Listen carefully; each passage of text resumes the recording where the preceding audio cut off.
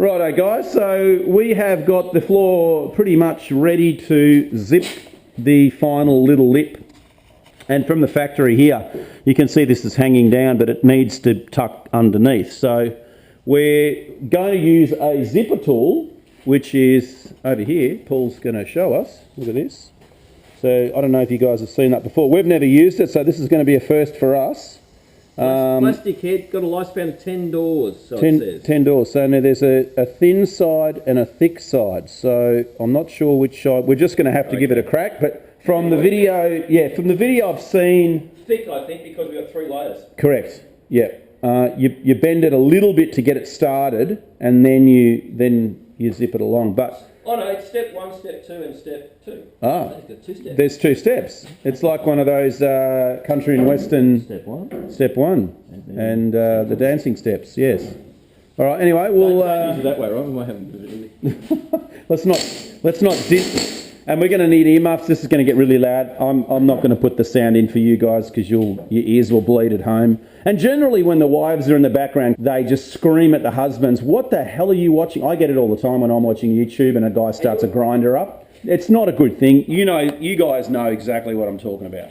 Anyway, let's see how this goes. I'll just set you up on the side here and... Great competition for screwing the kids. That's right.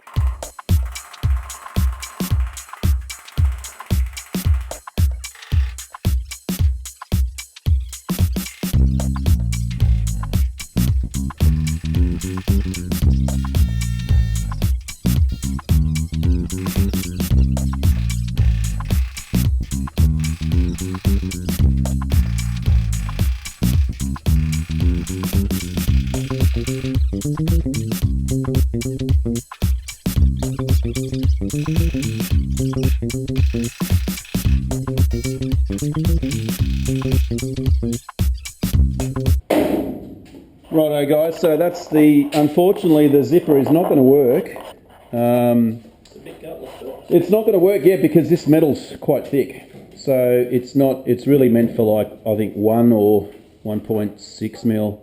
And I reckon this is a little bit thicker than that. So we're going to have to go to another method which we're going to customize this bolt cutter and put a couple of flat bars on it, and then we can just go right around it and just crimp it all the way. So I think that's going to be our new plan. Unfortunately, this thing here does not work. And yeah, obviously it only works on thin material, which is a bit of a shame. But yeah, maximum air pressure 60 psi, which is what we had it at, and it didn't even move the metal at all. So what a shame. Anyway, let's do some more customizing on this thing. So this is what we've made. A method. Let's see if this works. Just modified a pair of old bolt cutters. And the idea is, let's just bring it over here. I'm going to try and do this one-handed. We're going to put that in there like that and see if we can clamp this together. Have a look at this, guys. So that's what we've just done. I've crimped this little section here. So it works. This is going to take a bit of time, but we'll just keep plodding along and moving it as we go. So I'll just set you up here.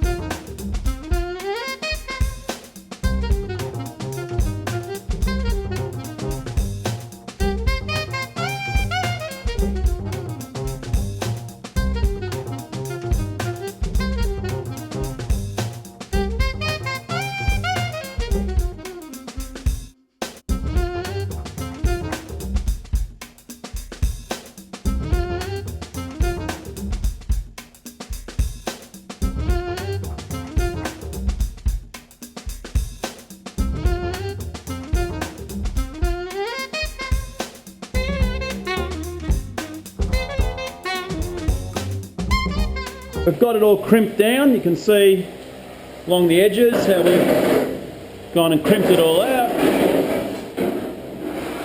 And we're just getting all the slag off the weld joints, ready to get it ready for primer.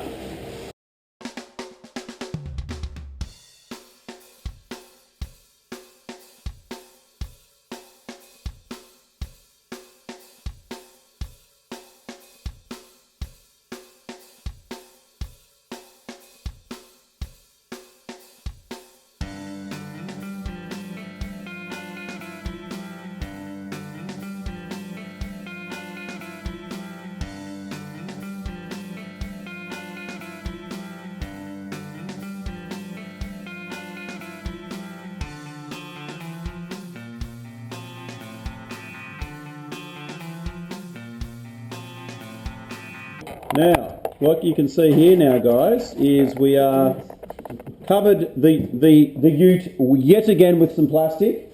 We're going to do some Prepsol, and then we're going to flip it on its side and put the primer on its side because it's just easier to paint. So, yeah. Look.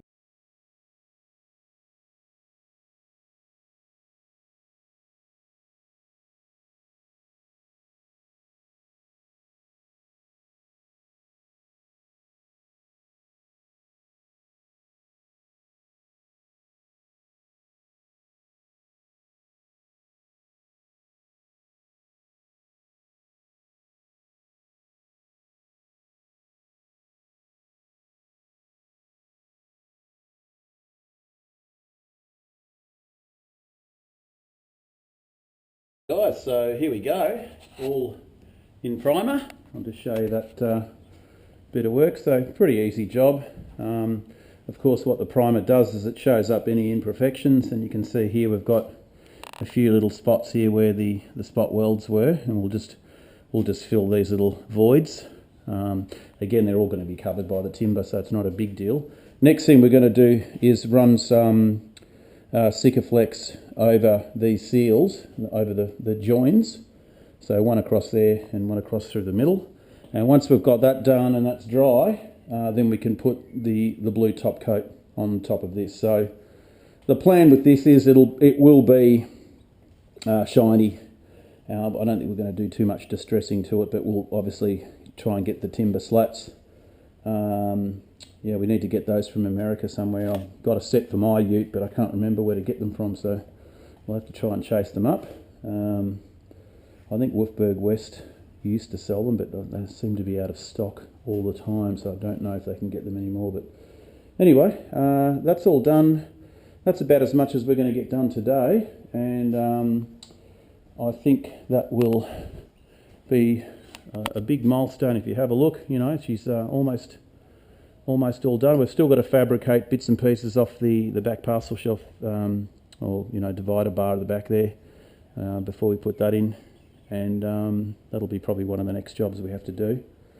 But yeah, all in all, pretty good. So cheers for stopping in, and thanks for all the new subscribers too. I've noticed, she's growing slowly, the channel, and yeah, much obliged for everyone that's helping out. So we'll catch you in the next one. See you guys.